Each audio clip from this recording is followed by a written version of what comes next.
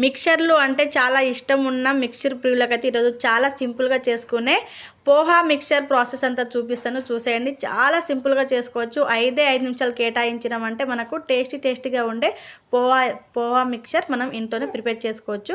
So ఆ process ఏంటిదో మొత్తం చూపిస్తాను, స్కిప్ చేయకుండా చూడండి. సో అలాగే మన రెసిపీలు నచ్చినట్టయితే తప్పకుండా లైక్ చేసి, షేర్ చేసి, కామెంట్ చేయండి. ఇలాంటి మంచి రెసిపీల కోసం మన ఛానల్ని సబ్స్క్రైబ్ చేసుకోండి.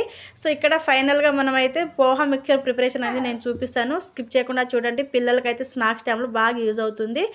Hi friends, welcome back to couple Banjara Telangana. ఈరోజు నేను చూపించే రెసిపీ వచ్చేసి పోహా మిక్చర్ ప్రిపరేషన్ అనేది చాలా సింపుల్గా అండి, చాలా టైం ఏం పట్టదు.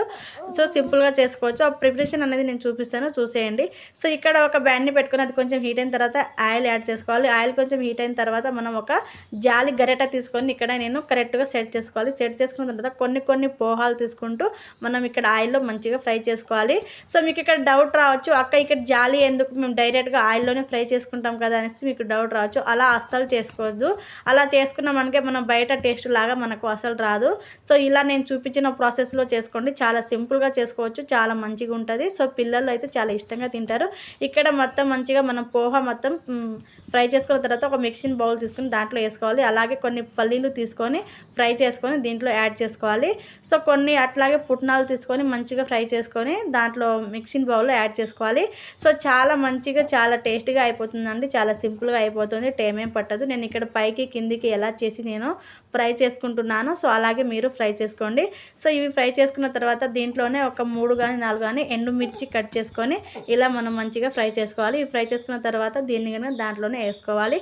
సో వేసుకున్న తర్వాత మనము ఇక్కడ ఎల్లుల్లి రెబ్బలు ఉంటే కొన్ని దంచుకొని కచ్చాబచ్చగా అదిగిన ఫ్రై చేసుకొని వేసుకోవచ్చు. నేనైతే ఏం వేసుకోలేదు. తర్వాత కరివేపాకు తీసుకొని మంచిగా ఫ్రై చేసుకొని మొత్తానికి స్టవ్ ఆపేసిన తర్వాత ఇక్కడ ఒక మిక్సింగ్ బౌల్లో మొత్తం వేసుకున్నాం కదా, దీంట్లోనే మనకు టేస్ట్కి తగ్గట్టుగా కొంచెం కారం వేసుకోవాలి. అలాగే కొంచెము పసుపు వేసుకోవాలి. అలాగే కొంచెం సాల్ట్ వేసుకోవాలి టేస్ట్ చూసి.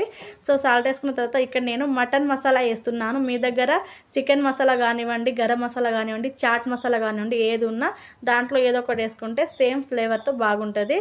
సో ఇక్కడ మొత్తం వేసుకున్న తర్వాత కిందికి పైకి మొత్తం షేక్ చేసుకోవాలి. చేసుకున్న తర్వాత మన హ్యాండ్ పెట్టి మొత్తం మంచిగా మిక్స్ చేసుకోవాలి.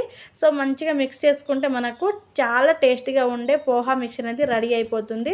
సో టైం అయితే ఒక 5 నిమిషాలండి, మనం అప్పటికప్పుడు చేసుకుని తినవచ్చు. సో ఎవరైనా గెస్టులు వచ్చినా వాళ్ళకైతే సింపుల్గా చేసి పెట్టవచ్చు. అలాగే ఇదైతే 1 వీక్ వరకు స్టోర్ చేసుకొని తినవచ్చు. పిల్లలకైతే స్నాక్స్ టైంలో చాలా బాగా యూజ్ అవుతుంది, చాలా ఇష్టంగా తింటారు. సో అవి పల్లీలు అన్నీ మంచిగా ఫ్రై అయ్యి వేస్తున్నాం కదా, చాలా బాగుంటుంది టేస్ట్ అనేది. సో ఒకసారి మీరు ట్రై చేసి మీకు ఎలా వచ్చిందో తప్పకుండా కామెంట్ సెక్షన్లో కామెంట్ చేయండి. సో మీకు ఎలాంటి రెసిపీలు కావాలో కామెంట్ చేయండి, ఎలాంటి రెసిపీలతో నేను చేసి చూపిస్తాను. సో అలాగే ఇలాంటి మంచి రెసిపీల కోసం మీరు సపోర్ట్ చేస్తూ ఉంటుందని మనస్ఫూర్తిగా కోరుకుంటున్నాను. అలాగే తప్పకుండా సబ్స్క్రైబ్ చేసుకొని వీడియో అయితే చూడండి. సో ఇదండి రెసిపీ, అర్థమైందనేసి అనుకుంటున్నాను. Thank you for watch, thank you all, bye bye.